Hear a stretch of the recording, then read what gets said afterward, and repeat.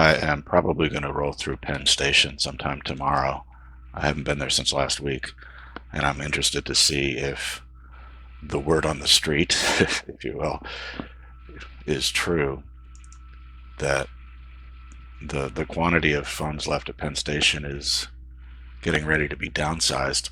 I don't know if that means they're all going to go, or if just a few of them, and that a few will remain. I really hope that a few remain because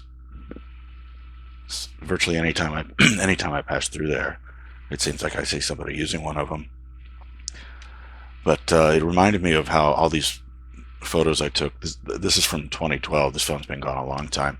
But this is the entrance to the 123 station. There used to be so freaking many phones left over at Penn Station, and it really never made a lot of sense. I mean, it did make sense in the 80s and 90s, but in the year 2012, it didn't make sense to have this kind of absurd quantity. Um, I mean, if you just look at it in terms of supply versus demand. But this set of photos also reminds me of just how many freaking photos I've taken of payphones over time, up close and personal and artistic and from far away. And that used to be the number of that phone, but that phone's gone. There was this, the big ass telephones room, which is gone. I don't remember when all these things disappeared, but probably not long after I got these photos. This was within a year or so after PTS took over all these phones from Verizon. The reason these phones actually mean something to me is it was almost certainly one of the phones in this room that I used when I arrived in New York in 1990 via Amtrak. These phones are all on the Amtrak level, by the way, but some others are in the LIRR. I'm almost certain I used one of the phones in this very room to call the friend I knew from college who let me stay at his place in New York for I don't remember how long, 3 or 4 nights I think. And I repeatedly had to use phones in this room or maybe somewhere else in these photos because I came back and forth from Philadelphia a number of times before finding an apartment. So those phones actually resonate with me on a personal level. And this is inside the big phone room, and I think one of these phones has a label on it that calls this the phone wall. And don't be fooled by these Verizon banners. These were no longer owned and operated by Verizon at the time. And this is a little glimpse into my OCD habit of documenting the phone numbers of every phone I can get to. It's a lot. This is just a lot easier than writing them down one by one. Although that's what I used to do before digital made it easy to scoop up numbers like this. I always like these handwritten numbers, a certain urgency to them, or a real character. I also wasn't really much tuned into the graffiti or the scratchiti back then. I don't know what that says, but it doesn't say pray and it doesn't say love God, or at least as far as I can tell, unless it's in shorthand or some other Swahili script. Oops. There's another handwritten number. 2391242. Whoops, I hate when I do that. There it is, and that almost looks like it says God, but I'm not ready to commit.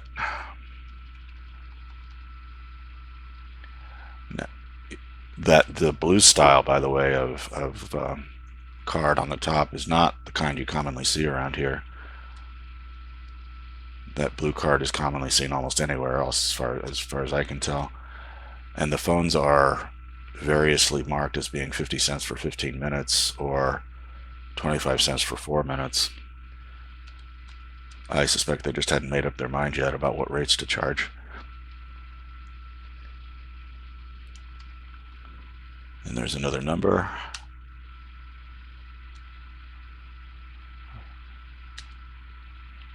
One after another after another. Oh, how I spend my days.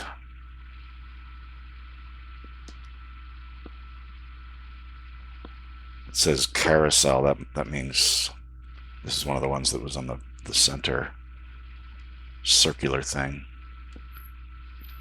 which I'll get to, I think. And there's more phone number for you. Right, the phone wall. Meet me at the phone wall. The phone wall inn. If I ever open a bar, that's what I'll call it. Oh wait, did I skip something? I think these phones had actually been in place, the physical phones, since the 80s, maybe even the 70s. Oh, there's a phone number for you. Not just that one, but somebody scribbled that area code free number into the case. And there were 4 here, and this is the ones where I seem to remember making a mental note to remind myself that this was the one that worked.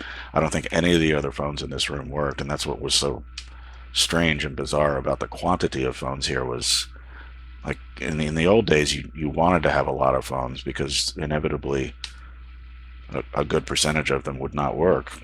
So the redundancy and the quantity was actually an asset, because it made it likelier that you'd find one that actually did work. But in this Penn Station instance, just 1 or 2 of them worked, and I wonder what that L means.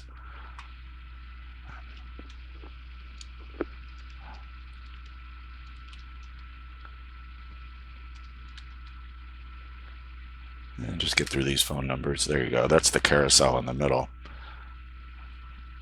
Another reason I think these had been out here since the 80s is that none of them are lower to the floor.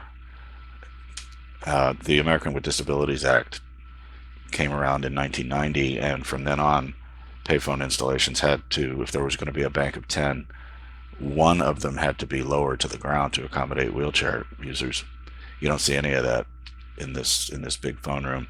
I actually had a conversation with this woman. I remember this. You can see her shoving the coin down the slot, and I remember even hearing the sound of it from where I was. I wasn't that far away from her, but there you see her doing that, and then maybe doing it again. I don't remember what this was, but I remember shouting out at her, "That phone doesn't work," and she's like, "Yeah, I figured."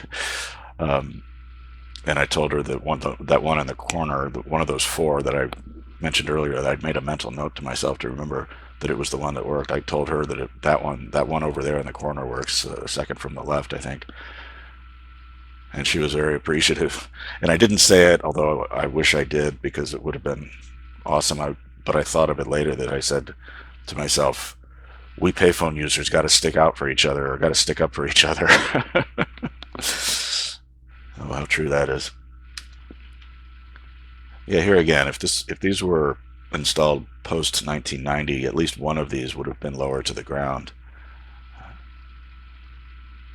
So that's what makes me think these had been out since the 80s, and why one of these physical phones is the very one I used those times I came through Penn Station when I first moved here. Now oh, by the way, we're in the LIRR section now, which is downstairs.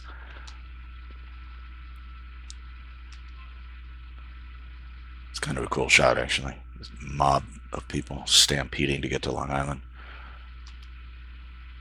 And this was the famous 30-second call payphone, where you could only make calls to places outside of the 5 boroughs within New York State, and your calls were only good for 30 seconds. That was a pretty big hit for what it was. There's some more numbers. More numbers. Just numbers, numbers, numbers. I guess everyone on that wall that I showed earlier, that one's probably wrong. That has to be wrong. A 718 number in Manhattan. And that PTS placard is coming loose. This feels like payphone pornography for some reason.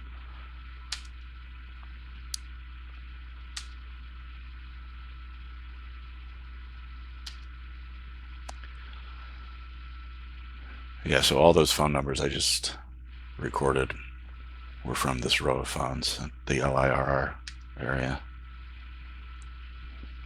And those metal frames you see on both sides of the keypad, those were put in to prevent shoulder surfing.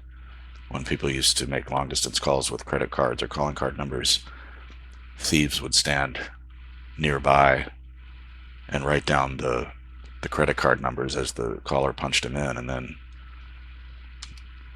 what came to be known as the payphone hustler were these dudes at Penn Station and Port Authority and probably other places who would resell those credit card numbers for people to use to call home, and they would resell the call time at stupid cheap. So like the real charges could be in the hundreds of dollars for a single phone call to Cuba, or actually you probably couldn't call Cuba from the U.S. back then, but they were calling, exotic places or far off places. And this is one of my favorites. If I wasn't doing video back then, and I wish I was, because what I missed here was this dude, who even then looked like something out of another generation, the harried businessman who hurriedly rushes through a busy transit hub trying to find a working payphone. And what I missed here was the dude picked up 4 or 5 of the phones in a row, just slammed them all down because none of them worked, and then he found this one that did work, and he got to work calling in whatever hot bit of information he had to, I don't know, close the deal or whatever. I have no idea what his business was, but it was just the image of the harried businessman rushing to find a working payphone to call in the big news. And that looks like a stock photo, doesn't it? But I could never sell this one because I don't know who this person is. You have to know the people in your photos before you can sell them as stock. There's this 30-second phone again. And I think I get some detail of the calling area. Yeah. Like basically the 5 boroughs are blocked out, but you can call anywhere in New York State and Long Island, which of course is part of New York State.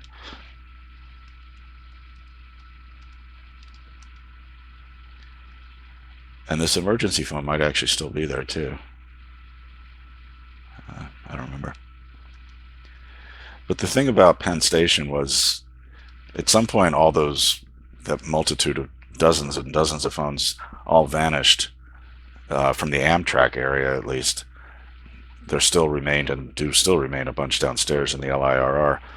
But fast forward to 2016, when these 2 payphones just randomly appeared, or random to me, in the Amtrak section, and they looked comical to me. They looked like something out of Breaking Bad. They looked like props more than real phones, but they really worked.